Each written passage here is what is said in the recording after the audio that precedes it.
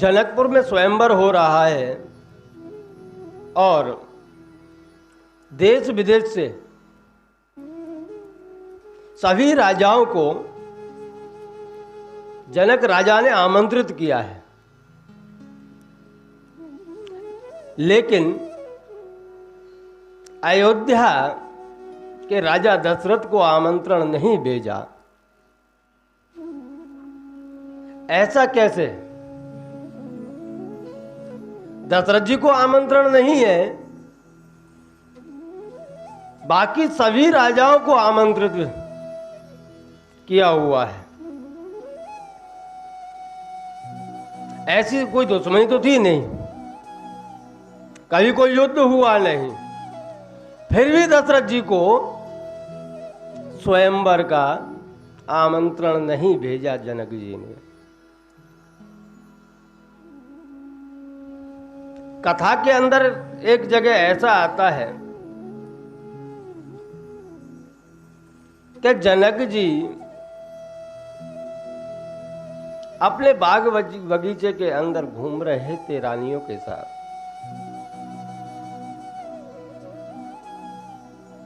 और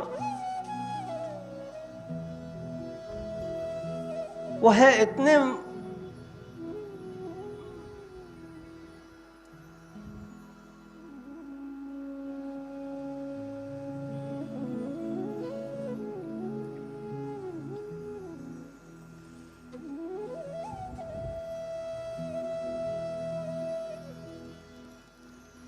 जनकपुर में सीता स्वयंवर है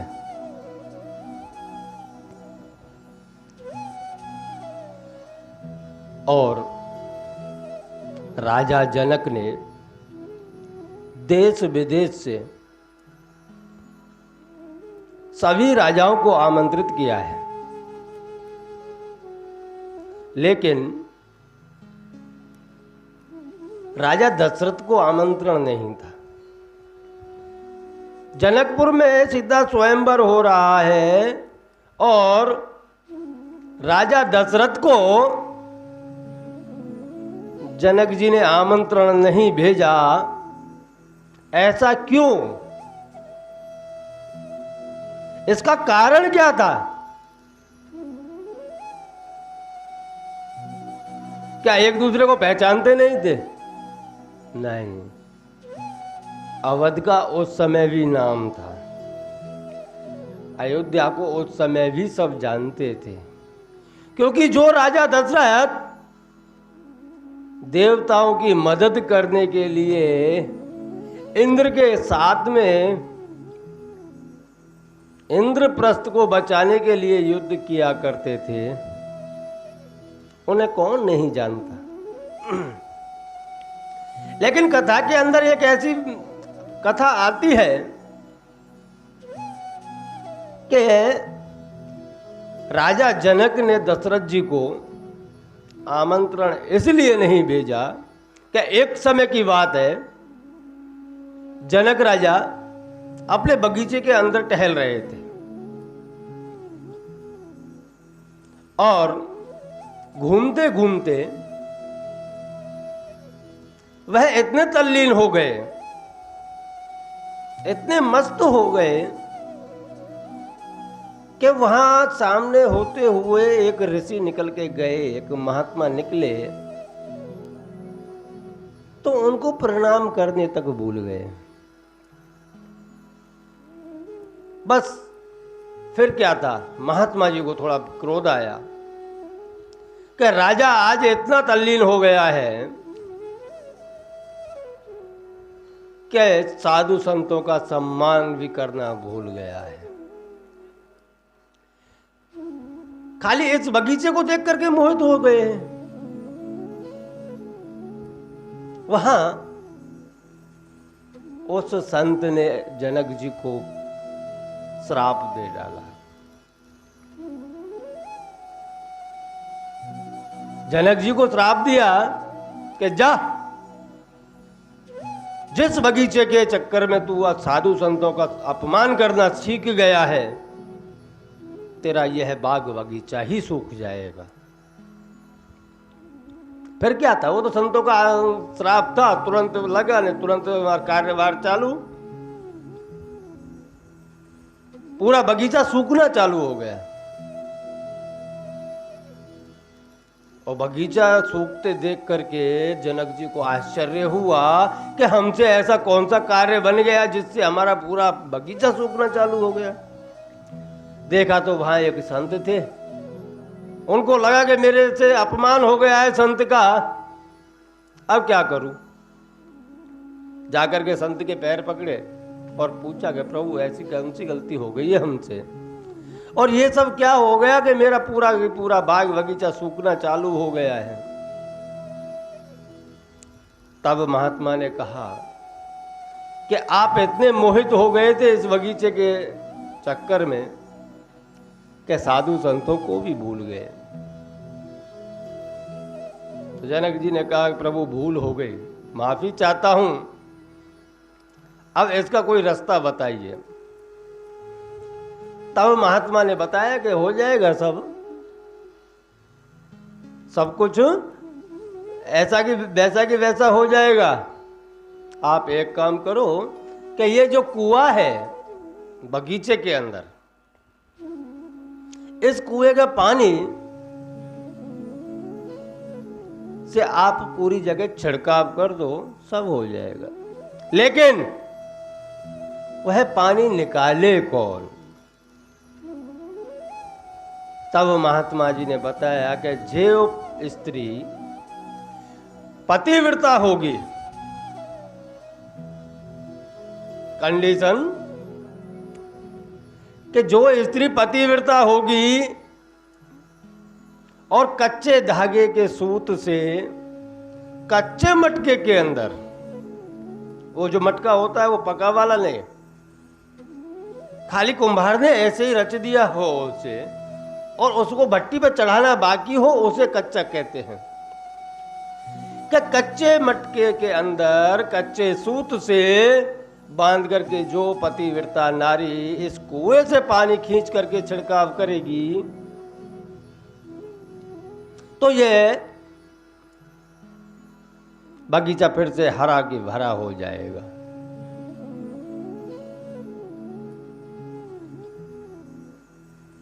अब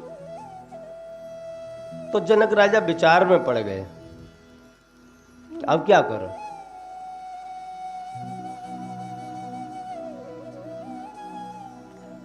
जनक जी ने सीता की मां सुनैना की तरफ देखा तो सुनैना जी भयभीत हो गई।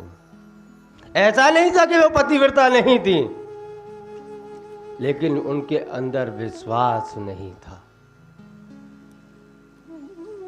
उन्होंने कहा प्रभु निकाल तो लूंगी, उसकी भी बात नहीं है,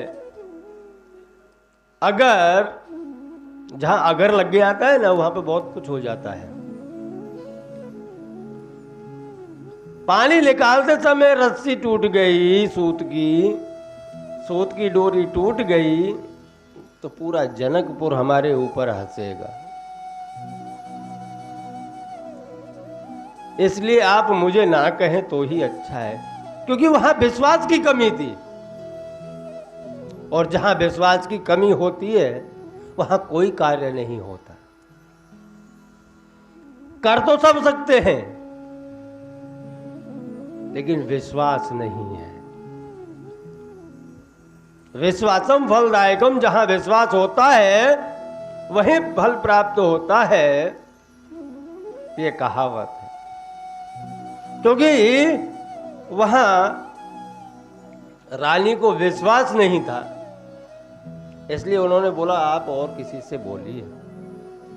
तो राजा जनक ने पूरे राज्य के अंदर जाहिर कराया कि जो पतिव्रता नारी होगी और कच्चे सूत से कच्चे मटके के अंदर कुएं से पानी निकाल करके छांटेगी तो हमारा बगीचा हरा भरा हो जाएगा। पूरे राज्य में से कोई नहीं आया। क्योंकि विश्वास की कमी थी, किसी को विश्वास नहीं था स्वयं के ऊपर। और नहीं तो ऐसा नहीं था कि जनकपुर में मर पतिव्रता नारी नहीं थी। जिस राजा के घर में मां सीता जैसी का अवतार हुआ हो, क्योंकि देवता घर भी ऐसा ही देखते हैं जहां धर्म का आचरण होता हो। बात लंबे तक गई। उधर क्योंकि पहले प्रचलित था कि दशरथ जी की पत्नी मां कौशल्या पतिव्रता नारी है, सब जगह पता था, सबको पता था। तो जनक जी ने एक चिट्ठी लिखी, पत्र लिखा और अयोध्या भेजा। अयोध्या भेजा, पूरी कथा दशरथ जी के सामने रखी। क्या प्रभु, हमें मां कौशल्या की जरूरत है और हमारे बगीचे सूख गए हैं, उनको फिर से हरा भरा करने के लिए मां कौशल्या को भेजा जाए। क्योंकि संत का कहना है कि जो पतिव्रता नारी होगी वह कच्चे सूत से कच्चे मटके के अंदर पानी भर के और पूरे बगीचे में छांटेगी तो इस श्राप का प्रभाव कम हो जाएगा। दशरथ जी ने विचार किया कि भेज देते हैं, ऐसी कौन सी बड़ी बात है भाई, इसमें कोई बड़ी बात तो है नहीं, आमंत्रण आया है, आमंत्रण के हिसाब से जा सकते हैं। तो मां कौशल्या को दशरथ जी ने कहा कि आप तैयार हो जाओ, आपके लिए रथ तैयार कराता हूं और आप जनकपुर जाइए और यह कार्य करके आइए। तो मां कौशल्या तैयार हो रही थी। उसी समय मां कौशल्या के रूम के अंदर एक दासी झाड़ू लगा रही थी। उन्होंने अचानक मां कौशल्या को तैयार होते हुए देखा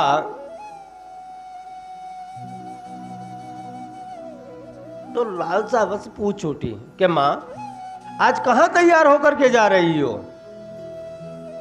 ऐसा कौन सा काम आ गया अचानक कि आप कहीं जा रही हो तैयार होकर के?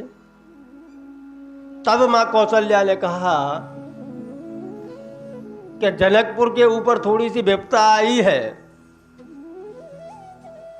और उस विपदा का निवारण करने के लिए मुझे आमंत्रित किया गया है। मैं इसलिए जनकपुर जा रही हूं।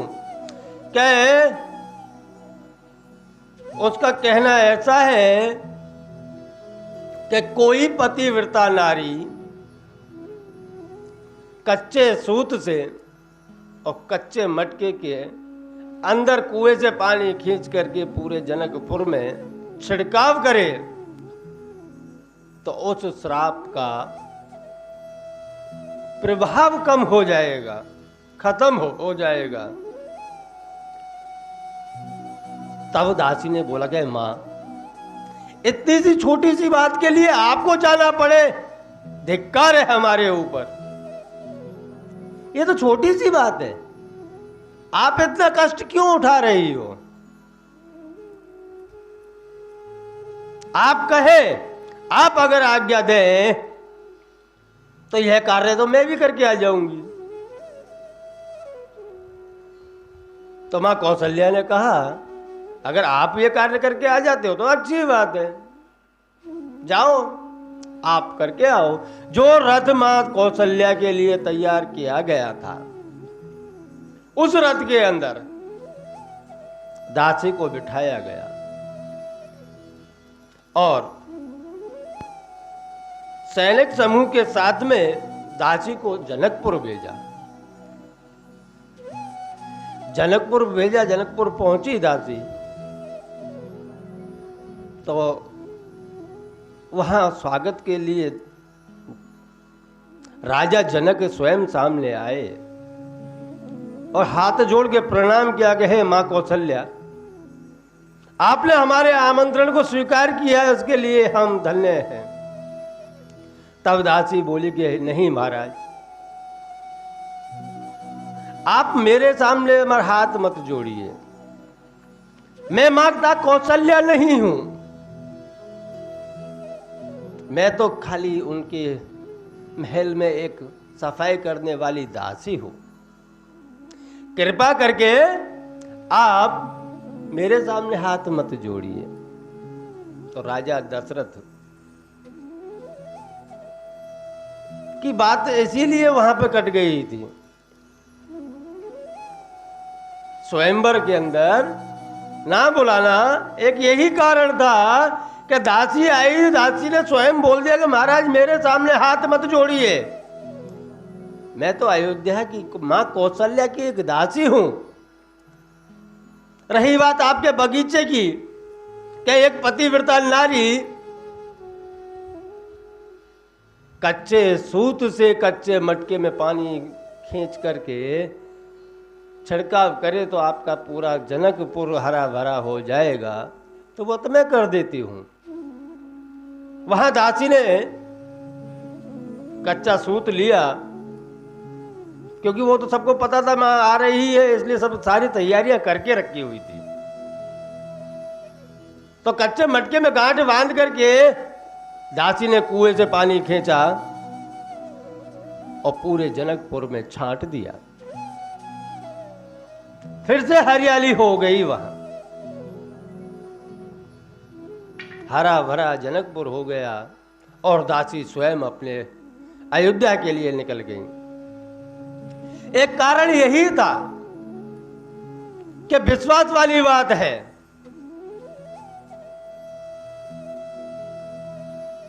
सुनैना को भी विश्वास नहीं था, पूरे जनकपुर में किसी को विश्वास नहीं था। जब माता सीता का स्वयंवर की आमंत्रण पत्रिकाएं सारी जगह भेज दी गई, तो वहां जनक जी को भी विश्वास नहीं था कि मैं यहां से आमंत्रण भेजूं राजा दशरथ को, और ऐसा ना हो कि किसी नौकर को वहां से भेज दिया जाए, किसी दास को भेज दिया जाए। क्योंकि जिस अयोध्या की एक खाली दासी आकर के हमारा कार्य सफल कर जाए, तो वहां तो एक से एक योद्धा है, वो तो धनुष को तोड़ने में कोई बात ज्यादा देर नहीं लगाएंगे। कि ऐसा ना हो किसी दास को वहां से भेजा जाए और मेरी पुत्री एक दास के घर में जाए, क्योंकि पूरी अयोध्या वीरों से भरी हुई है। वहां जनक जी को विश्वास नहीं था राजा दशरथ के ऊपर, इसीलिए आमंत्रण पत्रिका नहीं भेजी माता स्वयंवर की। मां सीता के स्वयंवर की आमंत्रण पत्रिका इसीलिए नहीं भेजी क्योंकि राजा को विश्वास नहीं था। अब विश्वास कोई बाजार में तो मिलता नहीं है, क्या मिलता है? वो तो स्वयं के अंदर ही जागृत करना पड़ता है, आत्मनिर्भर होना पड़ता है किसी कार्य के लिए, स्वयं की क्षमताओं को पहचानना पड़ता है, तब जाकर के आपके कार्य सफल होते हैं। क्योंकि कमी है तो विश्वास की, अगर विश्वास है तो हर कोई कार्य कर सकता है, ऐसा नहीं है।